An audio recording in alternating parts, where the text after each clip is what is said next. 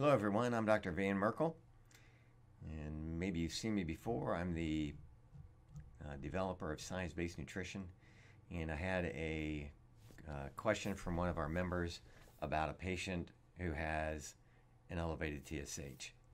Now we have two different blood tests here. This one is from August of 2018. This is from November. That's the most recent testing we have. There's a lot we don't know here, but the doctor was wanting to know what they should do. The doctor, at my request back here, did refer them to a medical doctor, and a medical doctor actually here put them on Synthroid, which is the right thing to do. If you got a TSH that high, you have to be concerned about either very low thyroid or pituitary tumor. Now let's see if we'd suspect that this is a pituitary tumor. Well, if you had a healthy thyroid and a TSH this high, quite probably the T4 would also be high and T3 would be high, because the TSH would really accelerate or stimulate that thyroid to produce a lot of T4, but that's not happening. So I would guess that we have a true low thyroid function where the thyroid is very sluggish. Even though the T3 is good, the TSH and the T4 is only a little low. The TSH is really having to whip that thyroid to produce the T3 and T4 we have. And so it's really, the pituitary is really working overtime to get that thyroid to produce a little bit of juice, of T4 juice, which then gets converted into T3. So pituitary tumor, maybe, but that wouldn't be my first thought here. I think the medical doctor is right looking at these to just do Synthroid, although you could do some brain scans if you want.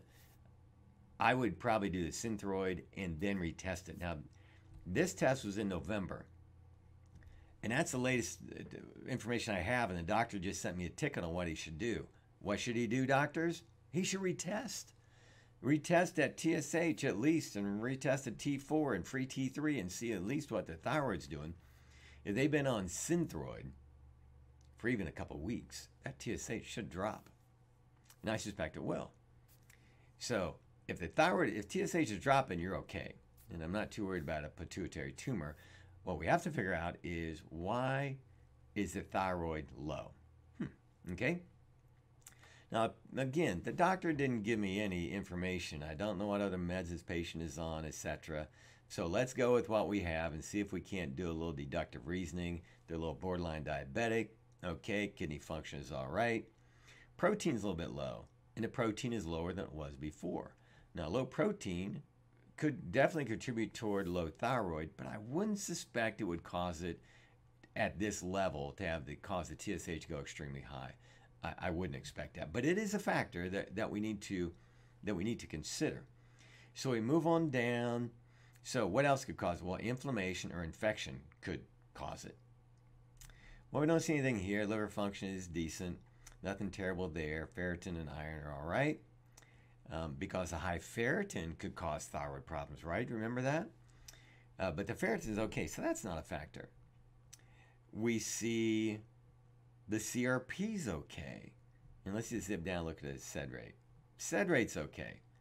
White count's a little low, so we went from a little low to even more low. So you might have a chronic infection or something chronic going on here. We really don't know yet.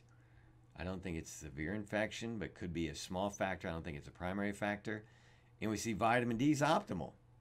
It was a little bit low in August, but now November, it's actually better. So low vitamin D can cause low thyroid, but not in this case. It's not the factor here.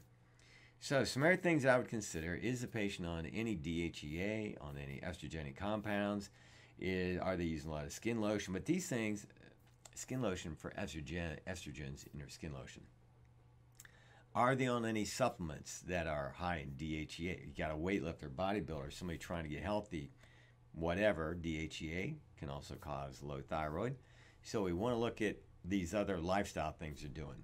Okay, so if you've covered all those, and again, I don't think any one of those is going to drive a TSH that is going to be that extremely high. You got to have something bigger going on. And now, of course, you're going to have low adrenals and all that stuff, but that's not primary. So we're gonna scroll down here a little bit further and see what else we have. Okay, and I tried to scroll fast there so you couldn't see the patient name. This is an actual patient from one of our SBN members, um, and I'm sure our tech will blur that out so you can't see it. But we here could be our problem. We see extreme high nickel, we see high mercury, and arsenic. Now, those three and silver too could directly affect the thyroid. And that might be what's knocking the thyroid out, especially the high nickel. But combine that with mercury, no big surprise that this patient has problems. Now, you want to look down lower, we see the iodine is a little bit high, so that's not a problem. The iodine is not a problem, and they don't need iodine. And their selenium, where's their selenium? Selenium is optimal too. Sometimes low selenium and low iodine can cause low thyroid, but that's not the case here. Iodine is fine. They don't need iodine. Selenium is fine. They don't need selenium. But they've got very high nickel. So you need to do some, where would you get nickel? Nickel is used in a lot of things. Could be braces. We've seen this occur in people who get these braces in their mouth, and there's nickel in the braces. It could be a contributing factor.